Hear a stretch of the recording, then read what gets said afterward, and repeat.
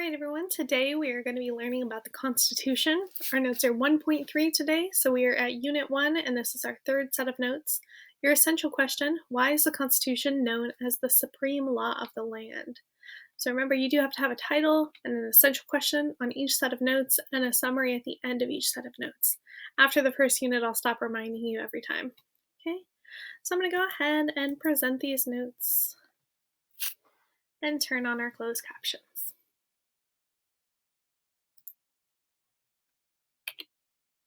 All right, the Constitution of the United States of America, the supreme law of the land. So the Constitution sets out the basic principles in which our government in the United States was built. It's a very short document if you actually look at it. If we were in my classroom right now, I'd show you it's just 4 small posters long. It's fairly brief. It's separated into 8 different sections. The first being the preamble, which we learned about last time. It was that Schoolhouse Rock video that was the introductory paragraph of the Constitution. And then it has 7 articles.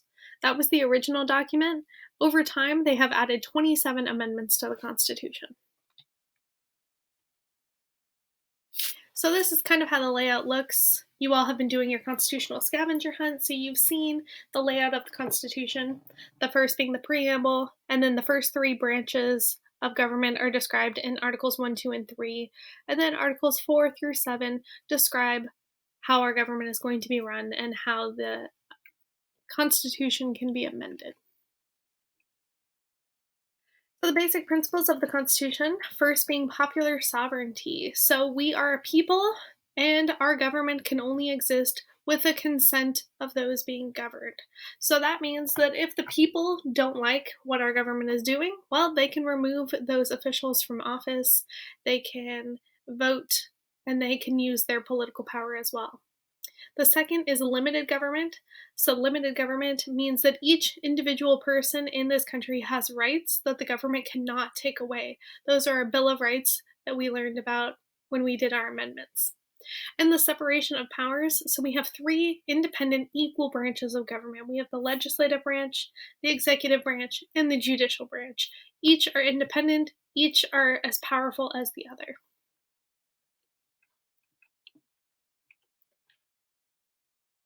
Those 3 branches have the ability to check each other. So we have a system of checks and balances. The legislative, executive, and judicial branches of government can check or restrain the actions of one another. So if the legislative branch doesn't like what the executive branch is doing, if they think that they are being unconstitutional, they can remove the president from office through the power of impeachment. Impeachment and removal from office, I should specify, since we just had that come up last year. And then we have the principle of judicial review, which is the court system. So our Supreme Court can determine the constitutionality of any government action. So the Supreme Court can check the other 2 branches when they create a law and say that the law is unconstitutional and they can strike a law down. Federalism is our final basic principle, sorry about that, and it divides the power in our government between a central government, so what we have in Washington, D.C., and several local governments. So we have state governments in each of the 50 states, and then we also have local governments in each city, like West Sacramento.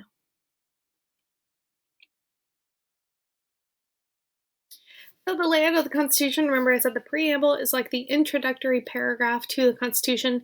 It describes the purpose. Like any good introductory paragraph, it should describe what your essay is going to be about, why we need this essay, why it's important to read. That's what the preamble does. It kind of gives us an outline of what the purpose is of this document. Article 1 describes the legislative branch of our government. The legislative branch is Congress. It's made up of 2 houses, the House of Representatives and the Senate. These 2 both work in this building here. It's called the Capitol Building in Washington, D.C. If it looks familiar, well, it should, because we have one that looks just like it here in Sacramento. We each have state capitol buildings for each of the 50 states, and then the federal capitol building, which is in Washington, D.C. Congress gets to decide how laws are made, what taxes we have, and how we spend tax money. They get to decide the budget. Article 2 describes the executive branch. So the executive branch is the president and the vice president, and then anyone in the president's cabinet. So Article 2 describes the powers of the president, the duties of the president, and how the president can be removed from office. This is the White House here where the president lives. Article 3 is the judicial branch. Now that is the Supreme Court and the federal court systems. So this is the Supreme Court building right down here. This is where the Supreme Court makes rulings on cases where people determine if laws are constitutional or not. We have a Schoolhouse Rock video about the 3 branches of government.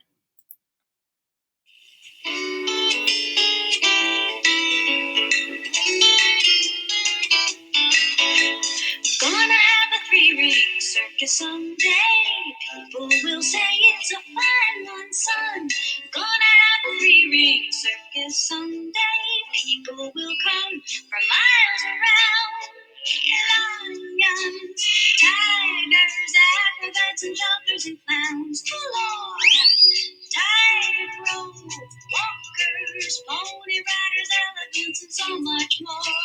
Guess I got the idea right here at school. Felt like a fool when they called my name. Talking about the government and how it's arranged. Divided in 3 like a circus. Ring 1, executive. 2 is legislative, that's Congress. Ring 3, judiciary. See, it's kinda like my circus. Step right up and visit ring number 1. The show's just begun, meet the president. I am here to see that the laws get done. The ringmaster of the government. I have to show. Hurry, hurry, hurry to ring number 2. See what they do in the Congress. Passing laws and juggling bills. Oh, it's quite a thrill in the Congress. Focus your attention on ring number 3. The judiciary's in the spotlight. The courts take the laws and they turn the tide, balancing the wrongs with your rights. No one part can be more powerful than any other is. Each controls the other, you see, and that's what we call checks and balance.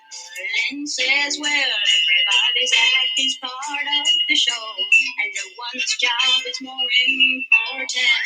The audience is kinda like the country, you know, keeping an eye on their performance. Ring 1, executive. 2 is legislative, that's Congress. Ring 3, judiciary. See, it's kinda like my circus. My circus. I'm gonna have a 3-ring circus someday. People will say it's a fine one, son. But until I get it, I'll do my thing. With government, it's got 3 rings. All right. So Article 4 of the Constitution describes the relationship between the state governments and the national government. So how states recognize each other's actions and the rights of citizens from one state when they are in another state. Article 5 is amending the Constitution. So it's pretty brief. It just describes how we change the Constitution, how we add new rights, and the requirements to do so. Article 6 is the national debts, the supremacy clause, and the oaths of office. So debt is any money that you owe, so any money that the nation owes, national debts. When they wrote the Constitution, remember, we owed money from the war that we had just fought in to gain our independence, the Revolutionary War, so we had to figure out how we were going to pay that money back. The Supremacy Clause describes that the Constitution is the supreme law of the land. That means that no states can make a law that goes against the Constitution. If they do, they can be removed. Those laws can be removed because the Constitution is the supreme law of the land. And then the oaths of office are just what you say, what you promise to do when you're being sworn into office as that elected leader. The last article is Article 7, ratifying the Constitution. So this just describes the official confirmation needed, so the vote that was needed by the 13 states that existed when they wrote the Constitution. They decided 9 of the 13 states had to approve this Constitution in order for it to be ratified and for it to become our new law. So, an amendment to the Constitution is a change in the written words of the Constitution. Article 5 sets out two methods for proposal and ratification of constitutional amendments, creating four possible methods to amend the Constitution. It's pretty difficult to do. I'm not going to make you remember exactly how to amend the Constitution. That's fine. All I need you to know is pretty difficult to do. That's why we only have 27 amendments to the Constitution. So pretty much it requires 2/3 and 3/4 of the states. So step one, an amendment is proposed. So there's two different ways that it can be proposed. It can either be proposed in both houses of Congress, or it can be proposed at a national convention. Right now, in the United States, we're having the Republican National Convention. So it can be proposed at a convention that's called by Congress. So similar to what they are doing now, but it would have to be one that's called by Congress. And then 2/3 again of the states would have to agree. And then it would have to be ratified. And it takes 3/4 of the states to be ratified. So right now that would be 38 of the states. So it's very hard to get 38 of the states to agree on anything, which is why we only have 27 amendments to the Constitution. So the first 10 amendments of that Constitution are known as the Bill of Rights. They set out our basic freedoms and our protections from government action.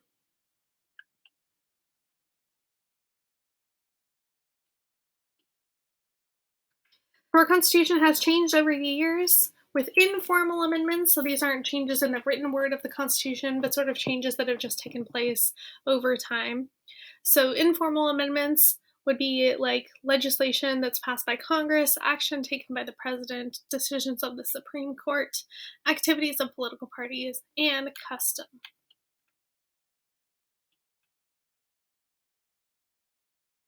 So, executive action, anything executive is referring to the executive branch. Executive action is presidential action.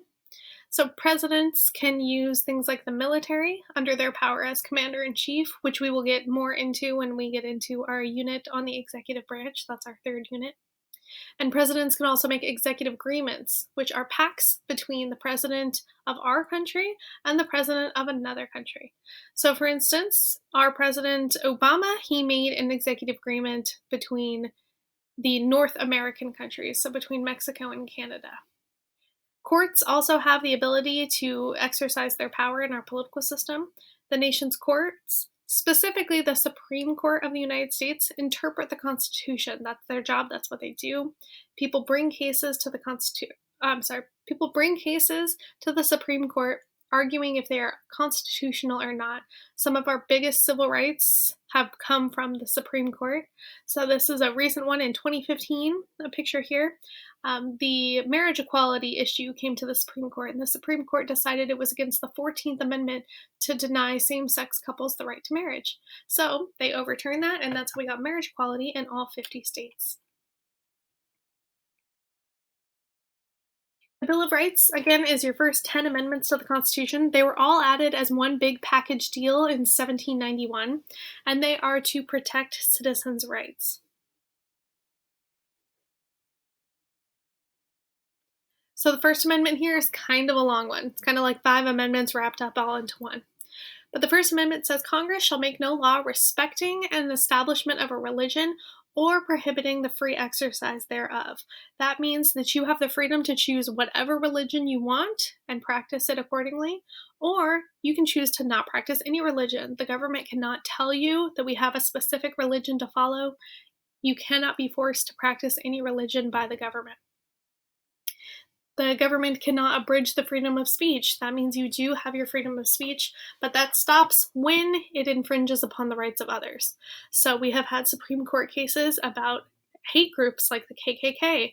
They do have the freedom of speech, whether we like it or not, but they can't use their speech to attack other people. Okay, so that's where we get things like yelling bomb on an airplane or fire in a movie theater. You can't do things like that because that infringes upon other people's rights. Freedom of the press gives you the ability to publish papers, write essays, write a blog, have a social media account. You have the freedom to print information. The right of the people to peacefully assemble, that's the right to protest. You do have the right to protest, but sometimes when you protest, you do have to have permits if you're going to be on streets, things like that, where it could be dangerous for people to walk into streets. The police can tell you you have to have a permit in order for them to shut down the streets so that you can safely gather. And then you also have the freedom to petition the government for redress of grievances. So if you have a problem with something that's going on, you have the ability to tell your government about it. You can write a letter to your congressperson. You can go on their website and send them a message. You can go to a local school board meeting and voice your opinion about online learning and what you think about it. Anything like that, you have the freedom to do. And I'm not going to go over all of our Bill of Rights because we have an amendment project and we're going to be doing that in class separately. And that's the end of your notes, so don't forget to write a summary at the end, a couple sentences describing the Constitution and what you learned about it today. Thanks, everybody.